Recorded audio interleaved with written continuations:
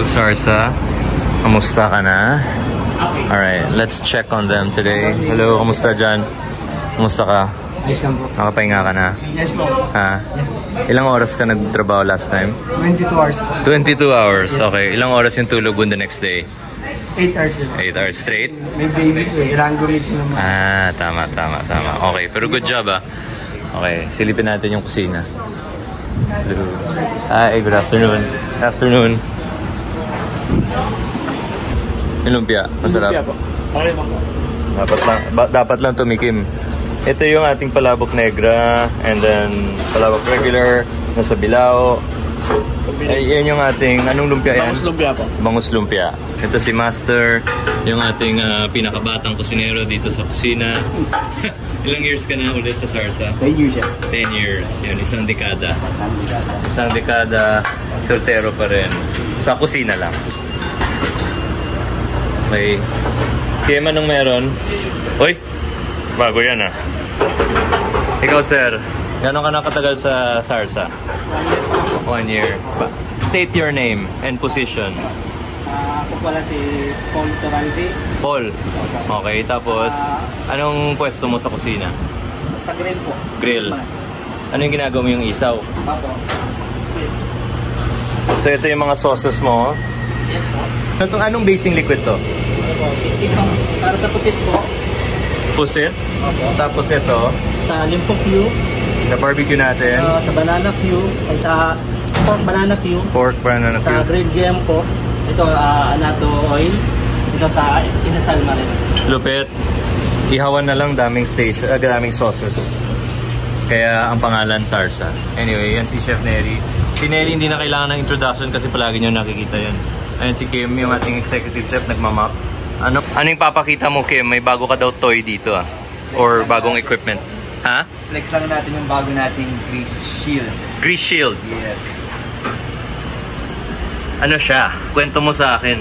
Okay, so grease shield is actually an automated grease trap. So, bali yan yung ating bagong grease shield dito sa kitchen natin sa Sarsa. Okay. So, grease shield is mechanical grease trap. So, usually yung mga grease trap kasi, naka-stop lang siya. Hindi talaga siya mechanical. Dito, Ano ibig sabihin ng mechanical? nakasaksak siya, chef. Gumagalaw siya ng mag-isa. Naka-program siya. Yeah. Okay. Okay, so... Wow, so kumbaga parang may computer siya. Yes! Bali. Tapos nababasa niya yung mga kabagay-bagay. Bali, chef, ang main purpose niya is meron siyang roller. Yan. So, astig. meron siyang, siyempre, pag nagugas na dito sa Sarsa, di ba, medyo oil lang. At times, medyo oil yung ating main. So, kapag pag rekta dito, chef, diretso ang oil dito, tapos pinifilter niya, may roller siya, dumidikit yung oil sa roller niya, tapos kinescrape niya, papunta dito. So, kakatapon lang ng boys kagabi ng dumi. Kaya, yan, dito sa Malaking tulong yan sa plumbing natin, sa drain natin. Yes. At saka imagine, kasi 80% halos ng mga pagkain namin, well, nakita nyo naman mga sauces namin, mamantika because fat is good. Pero at the same time, fat is good and not so good in the tummy. Pero it's good for the mind and di ba, napapasaya ka talaga. Pero hindi siya good sa waistline. Hindi rin siya good sa mga drain. Kasi pag yung sebo ay lumamig, tumitigas, and doon na pumapasok yung clog. Pero with this technology, na-eliminate niya. Yes, 90% chef ng saturated fat and oils talagang kinescrape niya. Dito na pupunta, tapos napifilter back niya yung tubig doon, na-clear na. So yung tubig na bumababa sa plumbing natin, sobrang linis na. Yes! Yeah. Kasi ilang years na kami dito sa branch na to. Yes! Yun yung biggest problem namin. Yung pag nag-clog. And finally, may solusyon na tayo. And so far, okay naman. Yes. Ang maganda din dito, chef, naka-program siya every 5 minutes, umiikot siya. Tapos end ng shift, pre-program ni engineer na nakatigil. Okay. So hindi siya tuloy-tuloy. Yes. Pag gabi, chef, hanggang 11 p.m. sakto close tayo, sarado na rin siya. Tapos bukas niya automatic the next day na kapag okay. Kamusta yung pressure niya?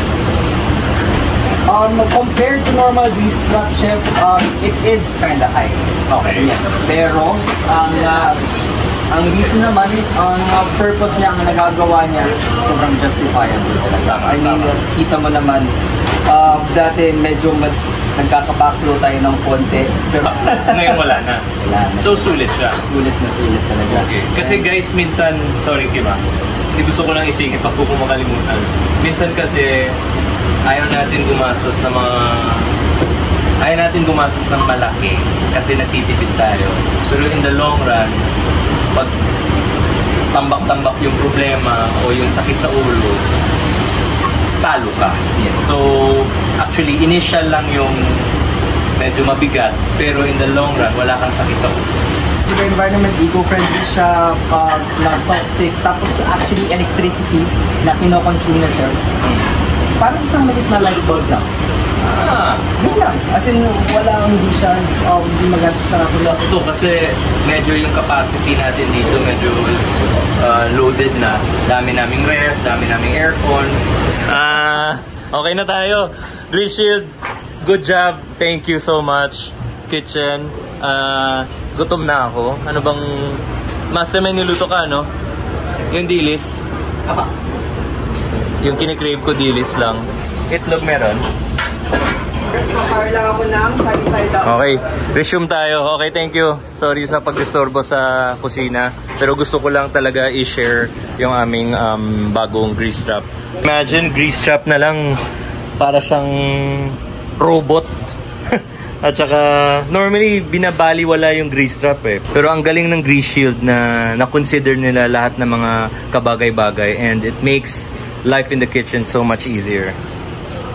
Alright, let's get out of here para hindi na tayo sagabal kasi lunch service is starting. Ito yung rug na to para kasi yung kitchen madulas, maraming mantika. Kaya punas-punas muna para hindi mo madala yung dulas sa dining area. Kamusta yung araw mo? Okay lang siya. Ano yung, pwede mo introduce yung sarili mo? Ay, I'm Sandy Salamida Abiner. Sandy. Yes. Tapos, ilang years ka na sa Sarsa? Magwa 1 year na ako. Magwa 1 year. Coming, November 26. Okay, si Sandy ang in charge ng ating dispatch area and lahat ng mga takeaway. Nakita niyo yung mga bilao kanina. Si Sandy yan. And si Sandy is very strict. Hindi ko lang nakasama madalas si Sandy kasi based na ako sa Dubai. Pero heard good feedback about you and nakikita naman sa work. Totoo. Oo, minsan hindi ka na kailangan magpakitang gilas kasi kitang-kita eh. Kitang-kita yung galing ng tao. Kailangan nasa kilos natin. Yan. Hindi na natin kailangan natin mag-usap. Hindi na natin kailangan mag-usap. Tama yan. Okay, good job. Alright, sige. Thank you, Chef. Ito na yung lunch service natin.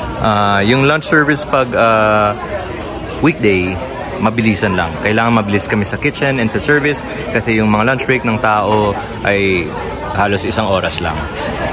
Yun lang talaga yung challenge. Pero we do our best. Okay. Thank you. Uga balingon, doon ka itlog, kag garlic rice. Bawas tayo ng konti sa rice kasi palagi ako hinihiritan ni Chef Kim na tumaba na daw ako. Baliktad na nga siya.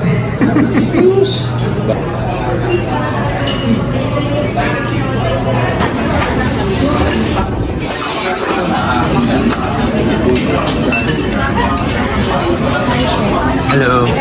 Sure.